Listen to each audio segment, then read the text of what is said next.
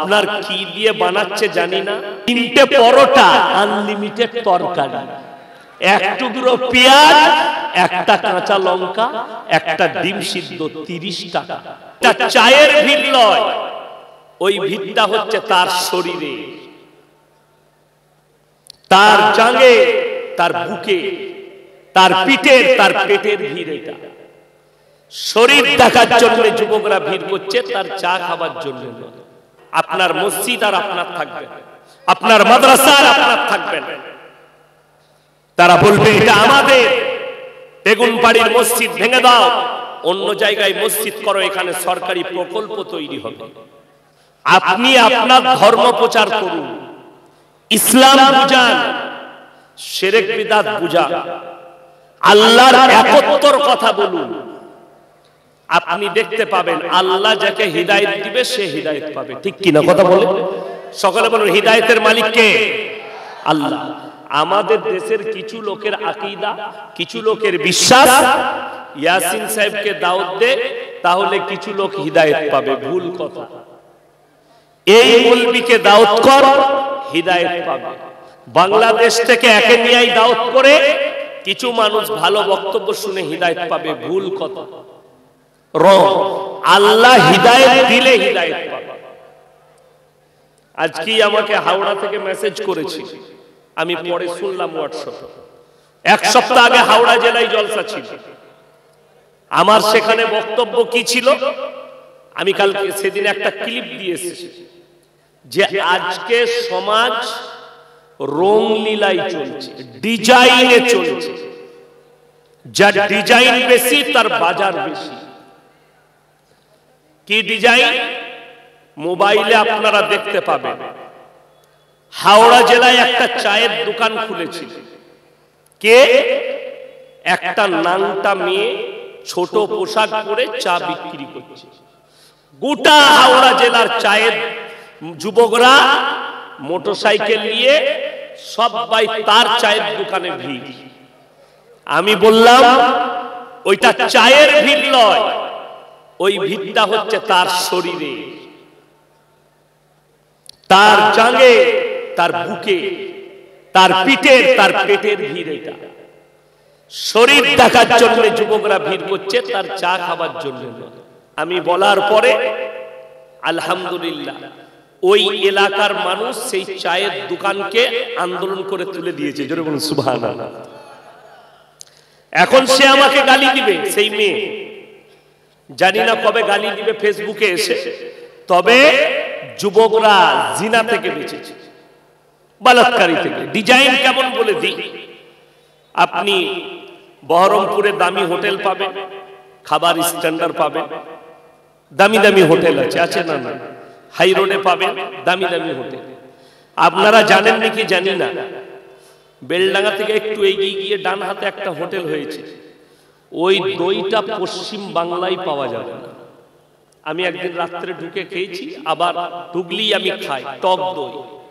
ওই দই মুর্শিদাবাদ নয়, পশ্চিম বাংলায় কোথাও পাওয়া যাবে না। রাবড়ি আর দই, এই 2-3 কিলোমিটারের মাথায় হোটেলটা আছে, ধাবা। কিন্তু ওর ওইখানে ভিড় বেশি নাই, ভিড় ডিজাইন যে দেখাতে পারবে। আপনারা ভিড় দেখেছেন? বলছে মালদা ডিস্ট্রিক্ট থেকে এসেছি, ভোর 4:30 থেকে 5টা থেকে ট্রেনে নেমে লাইন দিয়ে আছে শিয়ালদায়। কেন? 3টে পরোটা, আনলিমিটেড তরকারি, 1 টুকরো পেঁয়াজ, 1টা কাঁচা লঙ্কা, 1টা ডিম সিদ্ধ, 30 টাকা। আপনার কি দিয়ে বানাচ্ছে জানি না, কি তেল দিয়ে পরোটা ছাড়ছে জানি না। 250 জন 300 জন লাইন দিয়ে আছে, আর নিজের বিবি রাতের বেলায় গাওয়া ঘিয়ের পরোটা করে দিচ্ছে, হারাম করে বলছে ভালো হয়নি। কথাটা বুঝতে পারেন? বিবির হাতের পরোটা, বিবি আদা দিয়ে, এলাচ দিয়ে, লাল চা, দুধ চা, গাঢ় দুধের চা, বিবি কাপে করে প্লেটটা ধরিয়ে দিচ্ছে, তো ভাল লাগে। কিন্তু কেউ, কোনো মেয়ে যদি আন্ডার প্যান্ট পরে চা বিক্রি করে, চাটা যদি থুপ দিয়ে করে তা বলবে দারুণ বে, খালি ডিজাইনের দাম। নাউজুবিল্লাহ। আল্লাহ হেফাজত করুন কওমকে। আমার ভাই, হিদায়াতের মালিক সকলে বলুন কে? আল্লাহ। কোরআন শুনিয়ে দিই, সূরা বাকারা 2 পৃষ্ঠা। ইন্নাল্লাযীনা কাফারু সাওয়াউন আলাইহিম আনজারতাহুম আম লাম তুনজিরুহুম লা ইউমিনুন। কোরআন সূরা বাকারা 2 পৃষ্ঠা। হে নবী, আপনি যা বলবেন বলুন, যত কোরআন শোনাবেন শোনান, যত বুঝাবেন বুঝান, কিন্তু যারা মানার নয় তারা কখনো মেনে নিবে না। এটা নবীজির জন্য। আর ইয়াসিনের কথা কি করে মানুষ মেনে নিবে? আল্লাহ হিদায়াত দিলেন। নবীজি আল্লাহকে বললেন, আল্লাহ কেন তারা আমার কথা শুনবে না? আল্লাহ উত্তর দিলেন, খাতামাল্লাহু আলা কুলুবিহিম। কুলুব মানে হচ্ছে হৃদয়। তাদের হৃদয়ে তালা মারা গেছে, দ্বীনের কথা প্রবেশ করবে না, কোরআনের কথা দাওয়াত তাদের দিলে যাবে না। ওয়ালা সামিহিম ওয়ালা আবসারিহিম গিশাওয়া। তাদের কানেতে মোহর মারা হয়ে গেছে, তাদের চোখেতে পর্দা পড়েছে, লজ্জা শরমের মাথা খেয়েছে, তারা দ্বীনের প্রতি হে নবী ফিরবে না। ওয়ালাহুম আযাবুন আযীম। হে নবী বলে দাও, তাদের জন্য কিয়ামতের দিনে আমি আল্লাহ পরকালে কঠোর শাস্তি রেখেছি। তাদের জন্য আমার কাছে শাস্তি রাখা আছে। আপনি চলুন। আমরা দাবি করছি আমরা মুসলমান। আল্লামা ইকবাল লিখেছেন, ইস ঘর কো আগ লাগি ঘর কি চিরাগ সে। এটা কতটা সত্য কথা তার প্রমাণ আমি আপনাদের এই বেগুনবাড়িতে দিয়ে যাব। আপনারা বলুন, দ্বীনি শিক্ষা অর্জন করা কি কার জন্য? পুরুষ এবং নারী উভয়ের জন্য দ্বীনি শিক্ষা অর্জন করা ফরজ। আমার মনে হয় গোটা বেগুনবাড়িতে 85% লোকের কাছে দ্বীনি শিক্ষা নেই। ঠিক বললাম না ভুল বললাম? 85% দ্বীনি শিক্ষা নেই। এরপর পড়বেন, এটা না থাকলে কি ক্ষতি? নাম্বার 1, সুদ খাওয়া জায়েজ না? সুদ খাওয়া হারাম না হালাল? হারাম। এটা সকলে জানে না? জানে। যদি কোনো মুসলমান জানেন না যে সুদ খাওয়া হারাম, তিনি হাত তুলবেন, স্টেজে আসবেন, আমি 100 টাকা আলিফের দোকানে চা খেতে দিয়ে যাব, স্পেশাল চা খাবো। সবাই জানে। যদি বলেন হারাম কোথায় লেখা আছে? কোরআনে আল্লাহ বললেন, ওয়া হালাল্লাহুল বাইয়া ওয়া হারামার রিবা। তোমাদের জন্য সুদকে হারাম করেছি, ব্যবসাকে হালাল করেছি। জোরে বলুন সুবহানাল্লাহ। ব্যবসা হালাল, সুদ হারাম, কোরআনে স্পষ্ট আছে। এটা আমার বাপের ডায়েরি নয়, সামনে যেটা নামানো আছে আল্লাহর মুকদ্দাস কিতাব কোরআন মাজিদ নামানো আছে। আপনি ভেবে দেখুন। এরপর যে মুসলমান সুদ খাচ্ছে হারাম জেনে, সে আল্লাহর সঙ্গে যুদ্ধ ঘোষণা করলো না? করলো না? যুদ্ধ ঘোষণা করলো। যে লোক জানে মদ খাওয়া হারাম, কে জানেন না? কথা বলেন, সবাই জানে না? জানে না মুসলিমরা? মদ স্পর্শ করা হারাম। হাদিসে আছে, নিষিদ্ধ জিনিস তোমাদের জন্য স্পর্শ করা হারাম। চলুন আমার ভাই, আপনি জেনে শুনে মদ গাঁজা পান করছেন, আপনি আল্লাহর সঙ্গে রাসূলের সঙ্গে যুদ্ধ ঘোষণা করলেন। আপনি অবাক হবেন। মুসলমান জানে মদ স্পর্শ করা হারাম। আচ্ছা, যে জিনিসটা হারাম তার ব্যবসা করা জায়েজ হবে? হারাম। তার ব্যবসা করাও হারাম। আপনাকে আমি প্রমাণ দিয়ে যাব। এই মুর্শিদাবাদ জেলায় প্রমাণ দেব। যদি মিথ্যা বলি, সকালে গিয়ে গাড়ি চালিয়ে গিয়ে দেখে আসবে। মুসলিমদের ছেলেরা হোটেল করেছে, মদ হারামখোর খায়, মদ হারামখোর আবার বিক্রিও করছে, আর নিজেকে মুসলমান বলে দাবি করছে।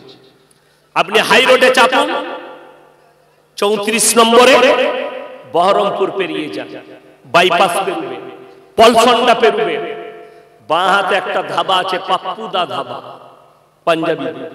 দু ভাই বসে থাকে, মুখে দাড়ি, মাথায় পাগড়ি। আমাকে খুব শ্রদ্ধা করে, ভালোবাসে। গেলে চা খায়, পেরিয়ে গেলে রুটি খায়। তার হোটেলে বোর্ড দিয়ে আছে, মদ নিষিদ্ধ, না মদ বিক্রি করে, না সেখানে কেউ বসে মদ পান করতে পারবে। আচ্ছা, তারা মুসলিম না পাঞ্জাবি? কথা বলে পাঞ্জাবি, অমুসলিম। তারা জানে আমরা যে জায়গায় ব্যবসা করছি এটা মুসলিম প্রধান এরিয়া, আর এই মুসলিমরা এদের কাছে মদ হারাম, তাই আমার ব্যবসার জায়গায় আমি মদ বিক্রি করব না। অথচ তার হোটেল পেরিয়ে, আমি নাম করব না হোটেলের নাম, কিছু দূর গিয়ে মুসলিমদের হোটেল পাবেন, হারামখোর মদও খায়, মদও বিক্রি করছে। এই লোকটা জেনে শুনে মদ বিক্রি করছে, এ আল্লাহর সঙ্গে যুদ্ধ ঘোষণা করলো, রাসূলের সঙ্গে যুদ্ধ ঘোষণা করলো। অথচ আমাদের সমাজে সারা জীবন মদের ব্যবসা করে, সারা জীবন সুদ খেয়ে মারা যাচ্ছে, আর আমরা বলছি অসুবিধা নেই, জানাজা পর তার লেগে দোয়া করে তাকে আমরা জান্নাতে রেডি করে ভরে দিচ্ছি। হ্যাঁ, এই তো জলসা চলে, জলসাতে অনেক সস্তায় জান্নাত পাওয়া যায়। জলসা সব থেকে সস্তা জান্নাত কোথায়? জলসায়। আমি বলবো মাদ্রাসার জন্য টাকা দাও। একজন এসে গাঁজা খেয়ে মরে গেছে, তার বেটা দিয়ে গেল, হুজুর আমার বেটা মারা গেছে ৫,০০০ টাকা, কিন্তু ও আর বলছে না যে গাঁজার ভাটিতে, মদের ভাটিতে মারা গেছে, আমাকে দিল। আমি বললাম আল্লাহর পিয়ারা বান্দা কোথায় বসেছিল, ৫,০০০ টাকা তাড়াতাড়ি দিল। আল্লাহ তুমি একে দিও জান্নাতুল ফিরদৌস। যা বুঝে পড়কা জান্নাতে ঢুকিয়ে দিল। মালটা কি ছিল দেখার দরকার নাই, জান্নাত আগে ঢোক। টাকা যখন দিয়েছিস, বক্তার দোষ নাই, বক্তা বাবু তো জানে না, যিনি আদায় করছেন তিনার দোষ কোথায়, তিনি তো জানেন না। তিনি জানছেন মুমিন ব্যক্তির জন্য দোয়া বলছে, তো সে জান্নাতে যাবে। এরকম আমাদের দেশে জান্নাত ফ্রি পাওয়া যায়, খালি দেশি মুরগি আর পোলাও খাওয়াবেন, জান্নাত রেডি। আমাকে ইয়াসিন কোথায়? জিলাপি হুজুর দিকে খাওয়ান, মিলাদ পড়িয়ে জান্নাতে ভরে দিবে আপনাকে। বেলডাঙ্গায় মিলাদ হয় না? বলেন বেগুন বাড়িতে হয় না? আরে বেলডাঙ্গায় হয়, বেগুন বাড়ি বাদ দে। মিলাদ পড়িয়ে হুজুরকে দাওয়াত দিয়ে জান্নাতে পৌঁছানো হচ্ছে।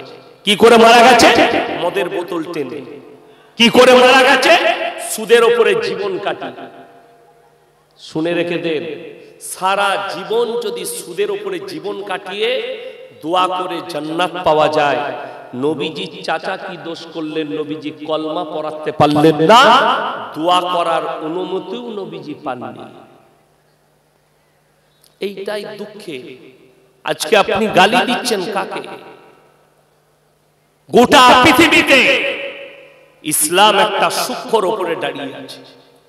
বেঈমান, কাফের, ইহুদি, নাসারা, গোটা পৃথিবীর মাথা ব্যথা শুধু একটাই জিনিসকে নিয়ে, ইসলাম, কোরআন, নবীজি, মাদ্রাসা আর মসজিদ হচ্ছে এদের মাথা ব্যথা, অন্য কিচ্ছু নয়। কেউ কেউ বলছে মাদ্রাসায় তো আতঙ্কবাদী তৈরি হয়। তাদেরকে বলবো আমাদের মতো মৌলবি, আমরা কোরআন হাদিসের জ্ঞান অর্জন করেছি, কিভাবে বন্দুকটা ধরতে হয় জানি না, একটা গিটে বোম জীবনে ফাটাতে পারি না। বড় কষ্ট লাগে। আমাদেরকে বলে মাদ্রাসায় আতঙ্কবাদী তৈরি হচ্ছে, কষ্টের বিষয়। তারা না জেনে মন্তব্য করছে, দূর থেকে মন্তব্য করছে।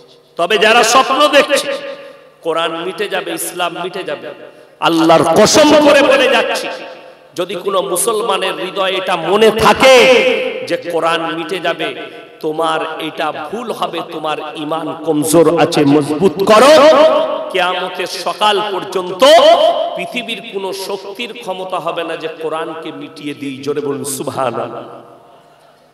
শুধু তাই নয়, যারা ইসলামকে মিটানোর স্বপ্ন দেখছে তাদেরকে অনুরোধ করে বলে যাচ্ছি, রাসূলকে গালি দাও, কোরআনকে গালি দাও, আল্লাহকে গালি দাও, ইসলামকে গালি দাও।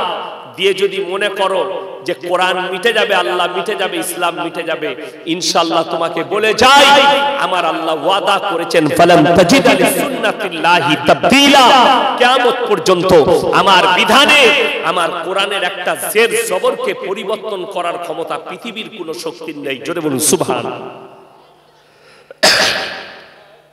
আপনার বিরুদ্ধে বিল আনা হচ্ছে পার্লামেন্টে, ওয়াকফ সম্পত্তিগুলো আমরা হাতে করব, আপনার মসজিদ আর আপনার থাকবে, আপনার মাদ্রাসা আর আপনার থাকবে না।